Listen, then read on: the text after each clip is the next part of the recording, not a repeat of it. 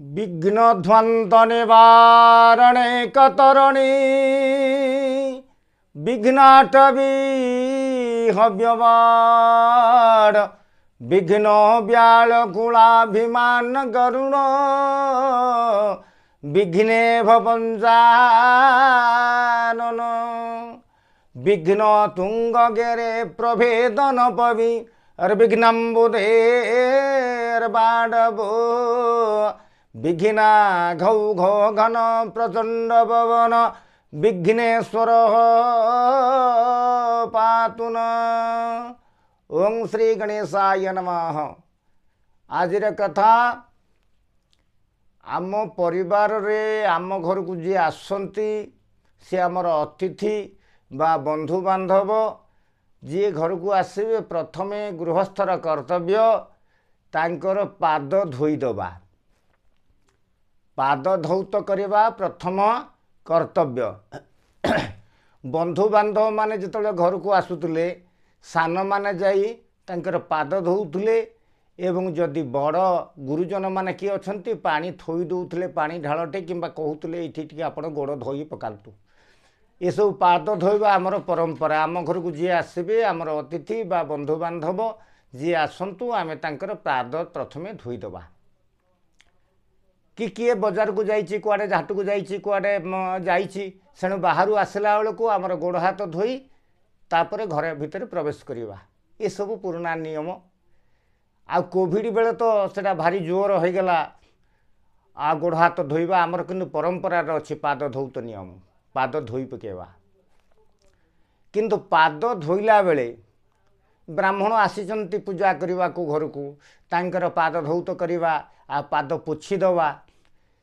आपण माने टिके जानी रखते पाद धोइबा कथा कौन ना पाद धोइले पाद ये पाद गंठी पाखे टिके जगह रही जाए पानी लागेनी सेठी तेणु से जगार पानी न लगिले आपण मन रखु भारी असुविधा हम से जगार पानी न लगिले एवं बाध्य बाधकता नहीं पाद धोइबा जदि इच्छा नहीं ताले ब्राह्मणकर पाद धुंतु नहीं किसी असुविधा नहीं से हाथ निज हाथ में पाद धोइबे कारण से जगहटा टिके खाली रहीगले पाद गंठी पाखे गोईठीर गंठी पाखे खाली रही जाए पानी लगे ना एमती खाली पानी टे फोपाड़ देले पानी से जगह लगे ना।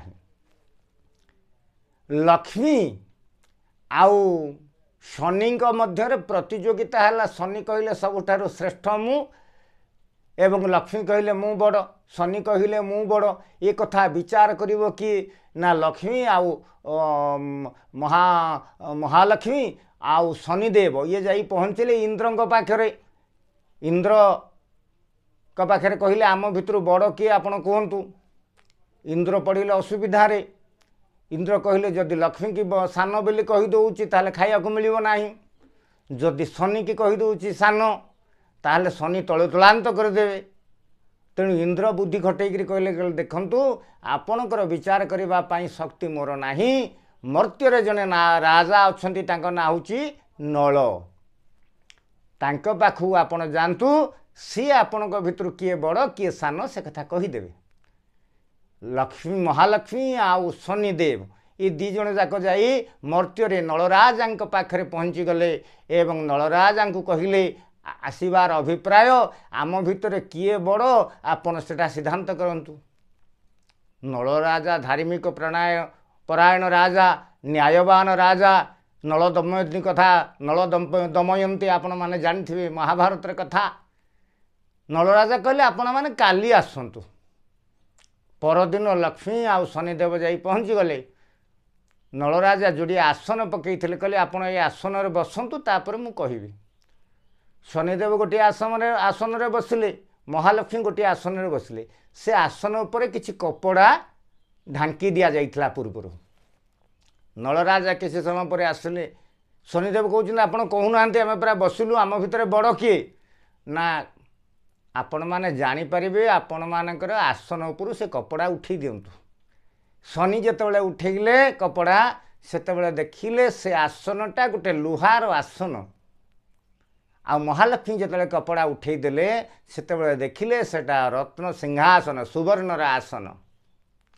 शनि रागी गले कहले अरे आम कहून मु छोट बोली मते काई कहून मते देखौछ लुहा आसन बसैछि बोली मु छोट शनि रागी गले महालक्ष्मी सुवर्ण आसन रे बसिचंती शनि लौह आसन रे बसिचंती लुहार आसन रे शनि रागी गले एवं समय आसला नलराजा तले पाद धौ गोड़ धौले तांकर सेई गोईठी गोईठी पाखरे से अंशटी पानी लगी नथला सेई जगार शनि प्रवेश करिगले शनिदेव भाग्य बले नलराजा काटिथिले घास नलराजा तळु तलांत होईगले आपण माने गोड़ धोइला बेले निजे मध्य गोड़ धोइला बेले गोईठी पाखरे से जगह को बिना पानी रे खाली से जगह को खाली रखिबे नहीं निश्चित भाव धोइबे एमती गोटे कथा प्रवाद अच्छी शनि प्रवेश करि जाए जहा हो ये छोटिया छोटिया कथा आपण मान पे आणुची आपण माने घरे बसी वीडियो करूची आपण मान समस्त देखंतु एवं कमेंट दियंतु रहिली समस्त आनंद रे रुहंतु